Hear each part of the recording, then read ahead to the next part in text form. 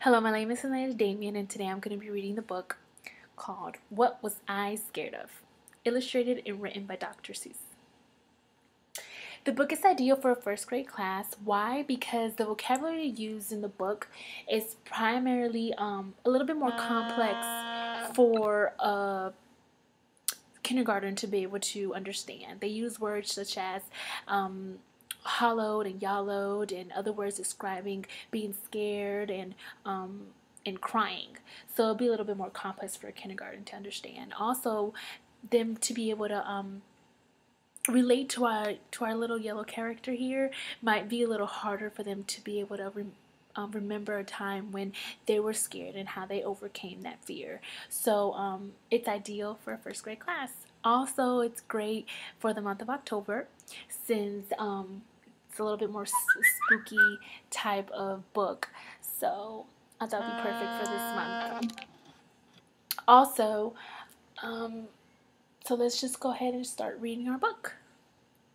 Oh, but one thing before I start, I want you to start thinking about where we see a little yellow man is going to some woods, but what can he might encounter going into those woods, and what can he might see when he goes in there? Start thinking about things that he probably might encounter going in there. What Was I Scared Of? Illustrated and written by Dr. Seuss. Well, I was walking in the night and I saw nothing scary, for I never have been afraid of anything. Not very.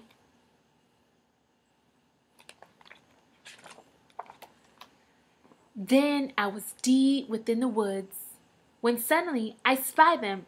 I saw a pair of green pants with nobody inside them. I wasn't scared, but yet I stopped. What could those pants be there for? What could a pair of pale green pants be standing in the air for? What are those pale green pants standing there? Why? And then they moved. Those empty green pants, they started kind of jumping. And then my heart, I must admit, it started kind of thumping. So I got out. I got out fast as I could, sir. I wasn't afraid, but pants like that I did not care for. No, sir. After that, a week went by. Then, one dark night at Greenwich, I had to do an errand there. I had to fetch some Greenwich spinach. Well, I had fetched the spinach and I started back through town when those pants raced around a corner and they almost knocked me down. I lost my Greenwich spinach, but I didn't even care. I ran for home. Believe me, I really had a scare. Now, bicycles were never made for pale green pants to ride them, especially spooky pale green pants with nobody inside them.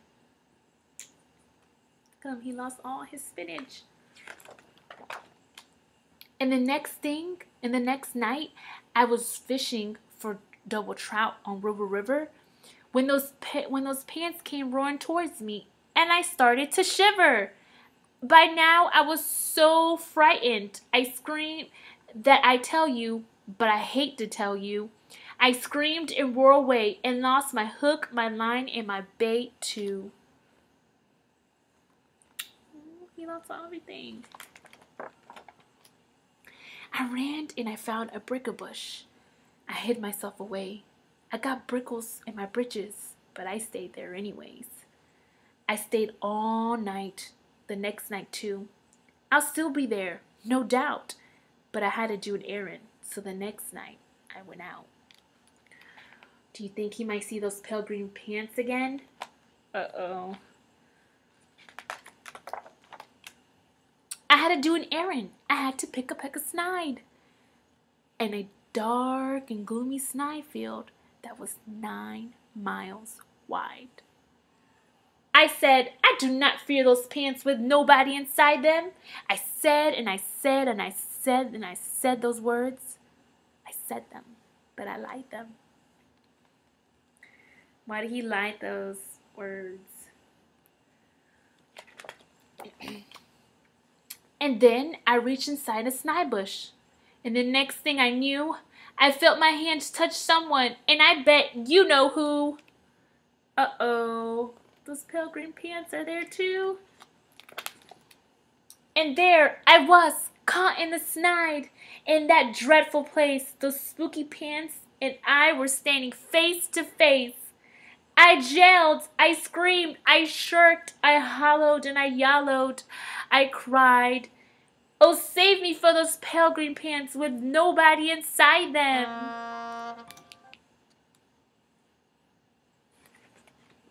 I looked pretty scared. But then a strange thing happened.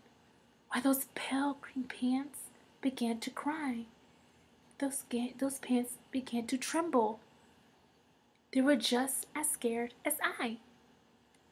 I never heard such whimpering, and I began to see that I was just as strange to them as they were as strange to me. Why do you think those pale green pants started to cry? I put my arm around their waists, and I sat there beside them. I calmed them down, poor empty pants with nobody inside them.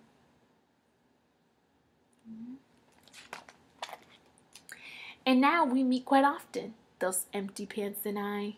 We never shake or tremble. We both smile, and we say, hi, hi. Okay, so there's a couple of questions I wanted to ask you after the book, and one of them will be, how could the little yellow man here, how could he have overcome his fear? What other things could he have done to avoid him being scared?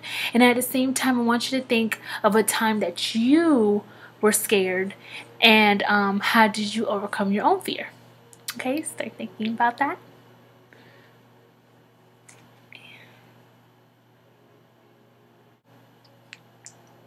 Okay, so my rationale towards my book that I read, What Was I Scared Of? Led me to get three critical thinking questions from my readings that Dr. Van Camp provided. Exploring thoughts, underlying feelings, and feelings underlying thoughts. So by me asking the question of what was the child scared, what you might have been scared of, it's becoming meaningful to the student because they're compare themselves to our main character here, and at the same time thinking of something that they were scared of and how they avoided and overcame that fear leads to develop intellectual courage. So at that point, they're not just thinking of what made them scared, but now they're thinking and leading into how they overcame that fear, just like the little yellow man in our character, how he finally met the green pants and they came face to face, and he noticed that he was just as scared as he was. So that made him overcome his fear of running away from the green pants. Also, generating or assessing solutions. So by me asking the question, how could the little yellow man avoided being scared? What other things he could have done to for him not to lead to just running away? Students can come up with questions, answers such as maybe meeting with him, not running away, maybe asking him questions. That would be assessing a solution to the problem in the story. Also try to really take point in what Mrs. Fox was saying in her article about reading out loud to children. Towards the end, it was very important for her to she assessed the great importance on us reading slowly at the very end, and I try to do as much as I can because it produces more of like a ending and the happily ever after ending of, at the very end, like in the little yellow man in the green pants. Now they're not scared of each other. They see each other and they say hi, hi. So I try to assess that as much as I could. Also, me pronouncing words clearly and trying to do as best as I can to read slowly, and so it'll be more clear for the students. So that's my rationale towards the story, and I hope you enjoyed it. Thank you.